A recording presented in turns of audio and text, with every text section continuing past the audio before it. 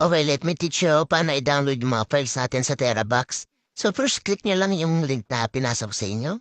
For example, yung PC games na yan, mapupunta kayo dito. And click nyo lang yung register tapos login kayo. Okay, after nyo mag-register, guys, check nyo lang yung mga i-download nyo. For example, Assassin, click nyo lang yung download. So, wala pa kayong TeraBox na application, nire-request nyo na download yung TeraBox. Yan. Paka-download nyo, guys, install nyo.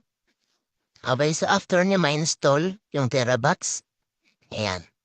Pupunta kayo sa application ng TeraBox and then login ulit kayo. And register niya account and then close nyo lang ulit lahat. Okay, punta ka na dun sa website.